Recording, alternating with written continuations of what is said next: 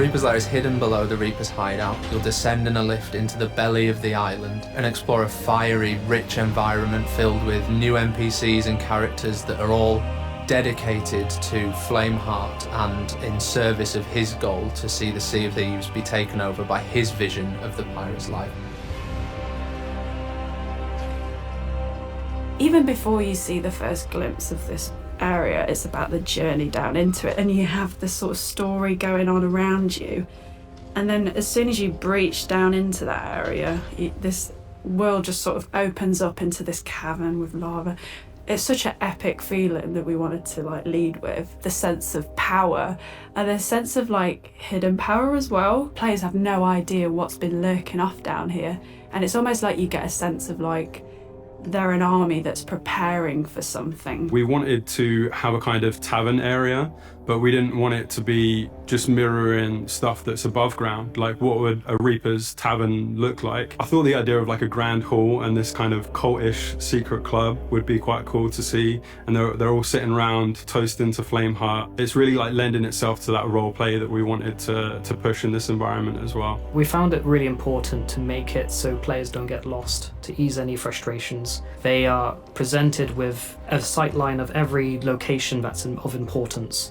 So from that entrance, they can see the Bonesmith, they can see the Chronicler, the Tavern. It's all very obvious and clear, and with joins between them, rather than just straight routes.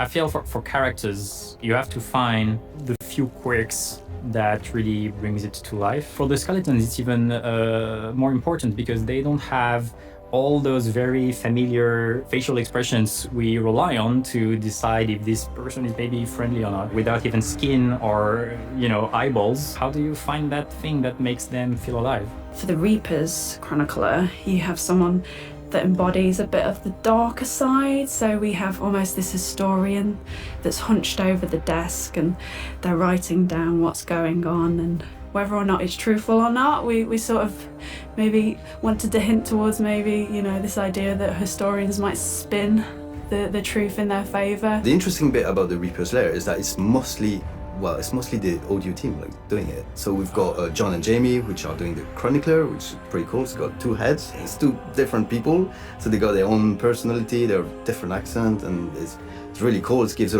brings back a lot of tone to those characters. And Katie's doing the bartender, Shadrack's doing the bonesmith. Again, it's completely different vibe, and I'm doing the emissary. At the deepest point of the Reaper's Lair, you will emerge into this chasm that is taken up by the Tree of Rebirth, surrounded by the sap of that tree, and greeted by the voice of the Flame, who's a new NPC, whose sole purpose is to transform you into the ultimate vision of Flameheart's version of the pirate's life. Taking part in the Ritual of the Flame will see players drink from the cursed chalice and transform into a skeleton. We'd look through old Reaper work, previous cosmetics that we've provided for the Reapers. There were these weapons that we did that had this gnarled wood motif. You're becoming a skeleton.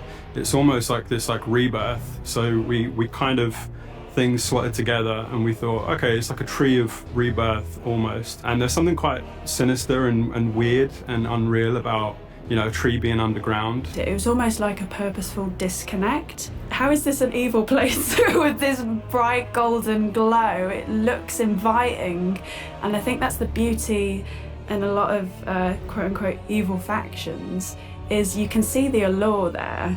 You can understand why someone might be tempted to that side.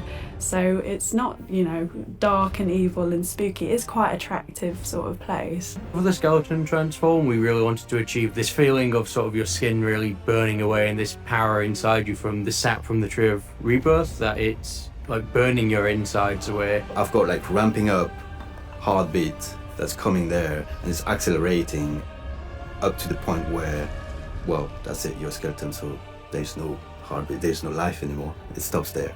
So I've got those elements and some more abstract elements to kind of give that sensation of power as you're being transformed. The really cool thing about the skeleton curse is we're allowing players to customize elements of the curse. So when players visit the Bonesmith in the Reaper's Lair, they can change and customize their head, their torso, their legs, and even their bone color as well. So as players continue to play and they unlock more and more skeleton cosmetics, we're going to see all this really interesting variety for these skeleton crews that are setting sail in Sea of Thieves.